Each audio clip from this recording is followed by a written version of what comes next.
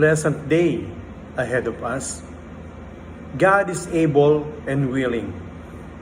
This is Pastor Barry of the Green Pastures Church, and I would like to share to you Matthew chapter 8, verses 2 to 3.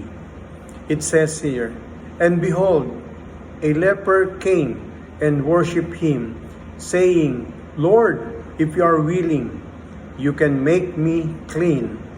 Then Jesus put out his hand and touched him, saying, I am willing, be cleansed.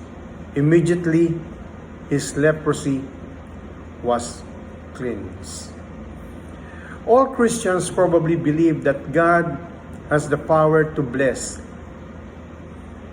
the power to heal, protect, prosper, and make someone a success.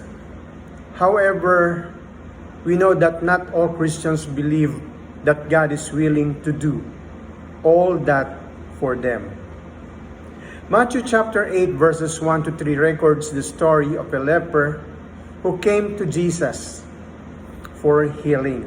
He said, Lord, if you are willing, you can make me clean. The leper did not doubt Jesus' ability to heal him, but he was unsure if Jesus was willing to heal him, a leper who was ostracized by all. In other words, he believed in God's omnipotence, but was not sure if God's heart was one of love and unmerited favor toward him.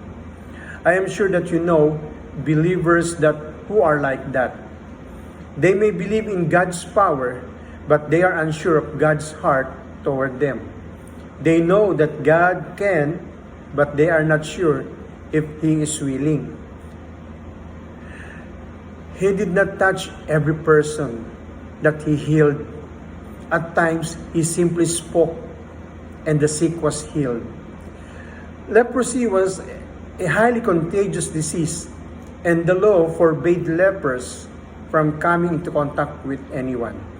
This meant that for years this leper had been shunned by everyone who saw his condition, even his own family members. He probably stank of decaying flesh and neglect, and his appearance must have been repulsive.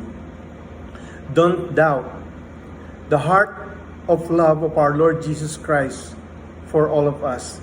Stop being occupied by your own disqualification and be completely absorbed in His love and grace, for the unmerited favor is toward us.